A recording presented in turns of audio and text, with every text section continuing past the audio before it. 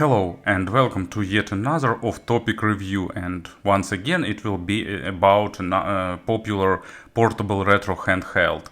And it's a super popular model, so I need to warn you in advance that there are a lot of reviews over the internet, and vast majority of them are much better than mine. There are a lot of good videos with in-depth reviews, nice videos about setup, tweaking, and videos describing every single aspect of this device.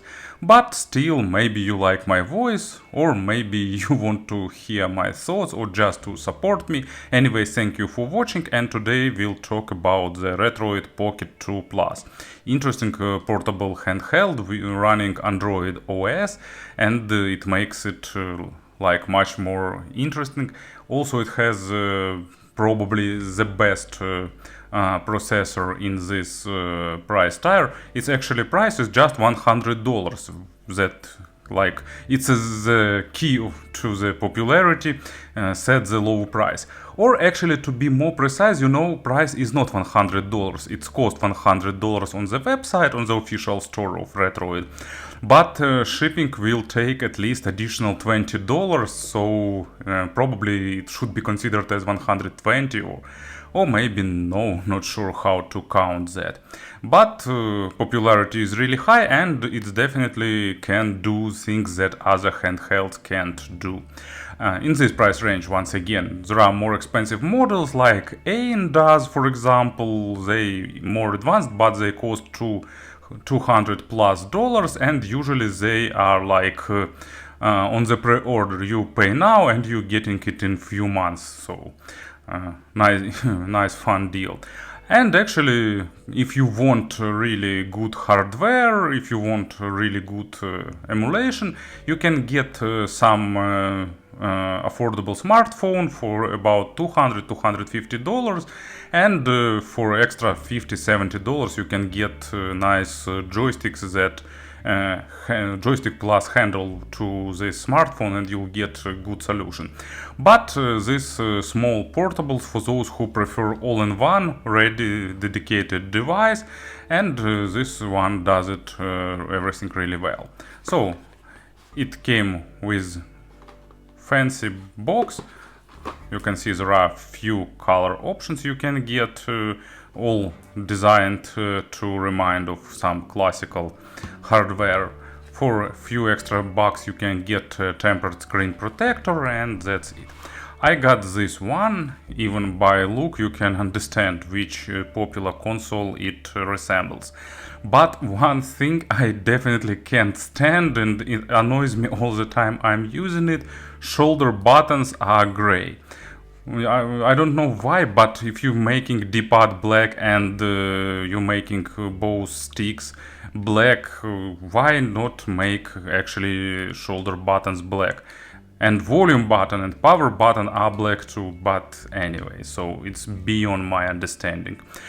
In general, it's the upgraded version of Retroid, if you, as name suggests, because there was Retroid Pocket 2 and it gathered a lot of complaints about the quality of controls.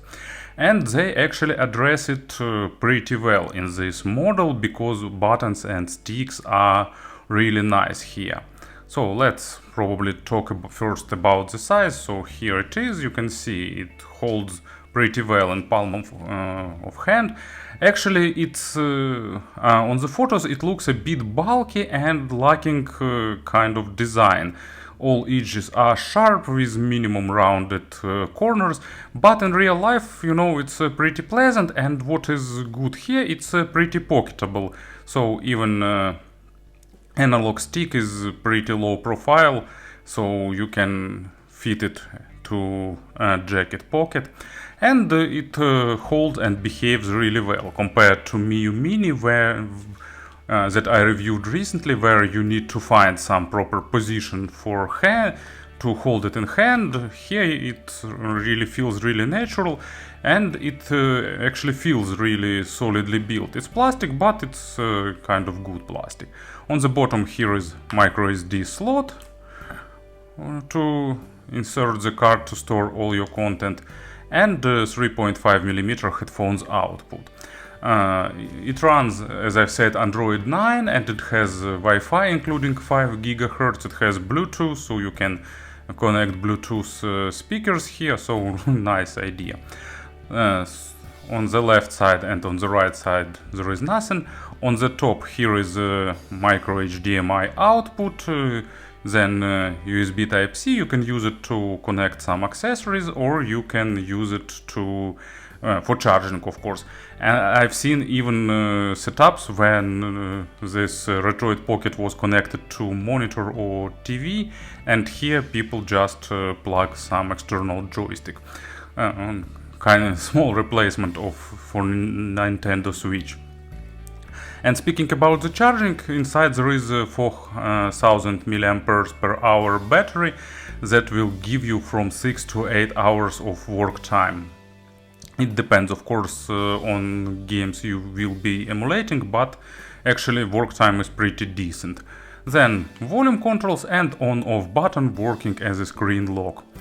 And shoulder buttons here are pretty comfortable, so they located in natural positions, they are really well pressed. Of course they are not analog, but still they register presses on sides and register presses on top, slightly better from the sides, but still pretty nice and clicky. And ZR and ZL are softer, less clicky and softer one. On the front panel at the left you've got D-pad. It's pretty tight, but still nice to operate, so it's comfortable, and even in fightings you can perform all that combos. And analog stick, not clicky, but registering directions pretty well. Of course it's not Nintendo one or Sony, but still working pretty decent. 4 buttons with A, B, X, X, Y, nice, clicky, also slightly tighter than, for example, at Miu Mini, but still pretty nice to operate. And right stick, actually one of the main sources of complaints. It's not the stick, as you can see here it's stick, but here it's a low profile slider, so it's not as comfortable as stick at the left. It will be probably okay in 3D platformers, for example, when you use this stick to control the camera, but in precise 3D shooters you need some usage to it. Still won't be perfect for targeting. And also 3 buttons: home, select and start on the bottom, so they do what you can expect. 2 stereo speakers, not great, but pretty good, especially for this price, but not even taking price into account, still pretty decent.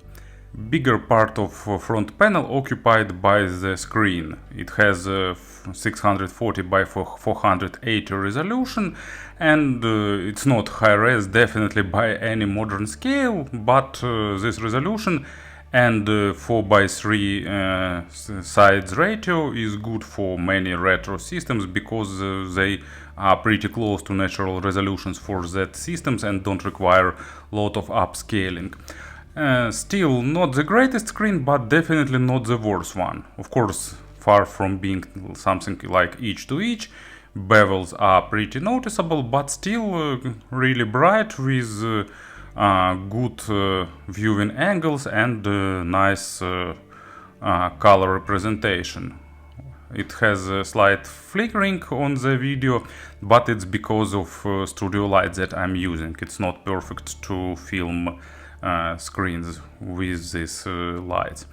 And of course it responds to touches, but actually I have some issues with registering touches at the lower part, but probably it's because of software, because native Android controls register touches pretty well, while in this custom Retroid Pocket 2 launcher it has sometimes problems registering bottom buttons, but if you touch precisely it works okay. Anyway, I don't think it's a big issue, because vast majority of retro games doesn't require sensor screen. And that's about the exterior part and hardware, so let's talk about software a little bit.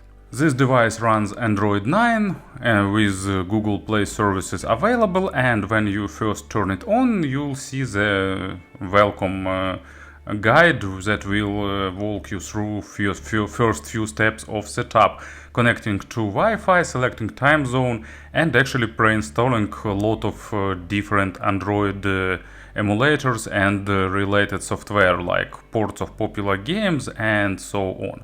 Of course, a bigger part of emulation will be done by Retroid. Sorry, not Retroid, RetroArch, of course, RetroArch. But for some systems like Nintendo 64, PSP and others, it's better to use separate standalone simulators. Also, they created a pretty nice and good launcher where you can integrate different game systems. It scans your media library and actually download covers and shows them in nice way and launching them in a corresponding simulator. So you can select what you need here. Also, or you can use it as a launcher to add these big buttons for easy launching different software. I won't go deep into configuration of these things because it requires some efforts to configure everything and make all up and running, but some basic things probably I will show you now. So when you first launch RetroArch, it looks pretty minimalistic in terms of UI. But from another hand, this UI version is pretty clean and crisp. But anyway, I think everyone would like to see something more fancy.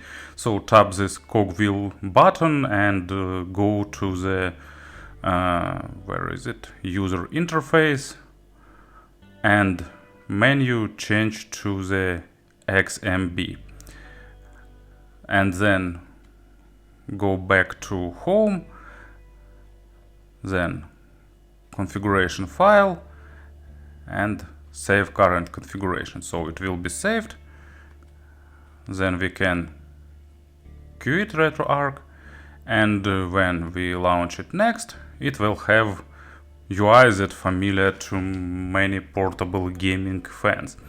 If font is too small for you now, you can go to the settings here, and in the user interface you can select scale. And also you need to configure buttons. To do that, go to the video, and in the video filter select where is it, normal 2x. It's a filter that will smooth the image and it will look less pixelated on the old handheld. And always don't forget to save configuration files here. So just press configuration file and save current configuration. Then go to the online updater, core downloader, and download cores that you will need. So they are listed by different systems. You need to select ones that you will use. There are a lot of some systems have a lot of cores, so you need to browse internet to find the difference, or just get some lists. There are a lot of community created lists with best cores for different systems. It's a good starting choice. Maybe not perfect, but in many cases it's good. So at the input we don't need to change much, but go to the menu controls. Here was activated option to swap buttons. I turned it off because I don't like it. And another important thing is hotkeys. So here select hotkey enable. Hotkey enable made select button. So when I press select and some of the buttons, it does different things, so it's activation of hotkeys. Single press of select in games also works if you need it for games, but select plus something do different stuff. So I activated fast forward with select and ZR. I activated slow motion and load state and save state. So load is right, select right button, save select left shoulder button. Also, you will probably need to select the button to quit RetroArch. I selected B, and rewind is also nice button. Select and ZL will rewind you in games. It's good, but you will need go to core settings and activate rewind here. And still don't forget to save settings. And also in the settings you'd probably like to activate automatic saving and restoring of state of games when you quit RetroArch. And that's basically it. For example, other emulators like Red Dream doesn't require that lot of configuration, but it's a matter of do you prefer lot of options or not. And after some basic configuration and setup, it's ready for gaming. So Game Boy Advance works without any issues. For example, Super WarioWare works great. I really liked this game, and actually, in my opinion, Game Boy Advance games are fitting really good this portable handheld. They are not that primitive like regular Game Boy was, but at the same time they are really good for the portable usage and for the handheld. And Nintendo spent a lot of effort actually in creating really good games like Metroid Fusion, lot of Mega Man versions, one of the best Pokemon games, and many other stuff. Works really good with Game Boy Advance. NES, of course, works great without any issues, without any problems. It's not really convenient to play through the camera screen, so I'm slightly better at this game than it looks. But of course it's not as complex as regular Battletoads, slightly better tested and works a bit better, but still requires a lot of skills. Was one of the popular games in our childhood. Next generation of Nintendo console works pretty well too. So Super Nintendo also works nice without any problems and issues, so also you can enjoy favorite games of your childhood without problems. Everything is smooth, fluid, so even best titles are great. So once you start playing, it's really hard to stop that. Sega Genesis also works almost flawless and allows you to enjoy all popular titles. Actually, fun thing that in the ex-Soviet countries, Sega Genesis was much more popular than Nintendo. Not because Sega does what Nintendo don't, but because there were rip-off versions of Sega Genesis. Sometimes it was called Sega Mega Drive in our countries, but Nintendo cared about market more, and actually Super Nintendo and cartridges were crazy expensive, so it was a choice of really rich people, and there were no lot of them. So a lot of people here don't understand why there is so huge fan clubs of popular Nintendo titles like Metroid, Castlevania, and Donkey Kong, what else, Zelda, and other games that actually one of the best versions were released on Super Nintendo. And next one will be Sega's Dreamcast and Red Dream emulator. I'm not really good, or actually I'm really bad at playing Crazy Taxi, but as you can see, almost stable 60 FPS you can get here without much problems, and actually gameplay process is kinda good. Of course, it's much better than my skills in this game, but you can play a lot of popular titles and enjoy musical styles that were popular when this console was released, because almost all games are featuring that grunge and pop rock soundtracks. Next one will be PSP. Actually, I have to activate frame skip here, and there is some hiccups time to time, but in general I can say that it's kind of playable and almost enjoyable in almost any aspect. So I didn't have a chance to play Tekken before, so not really good here, but in general pretty good performance and almost zero issues. Easy to configure PPSSPP emulator, so nice experience and enjoyable. God of War, of course, works a bit worse, but as you can see, Tekken 6, for example, doesn't cause much problems running at 60 FPS. Not always, but waste majority of time.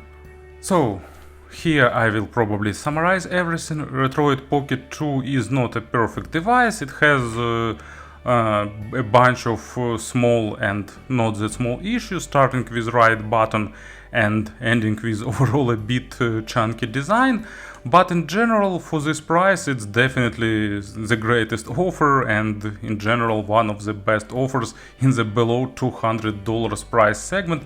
I'm not super familiar with this portable retro handhelds market, but actually even up to $150 you won't find something with better CPU, for example, and capable of running Android and advanced games. So if you're looking for some portable handheld for retro games and you want something beyond the Super Nintendo and Sega Genesis, beyond that generation of games, actually Retroid Pocket 2 Plus is one of the best offers available now on market.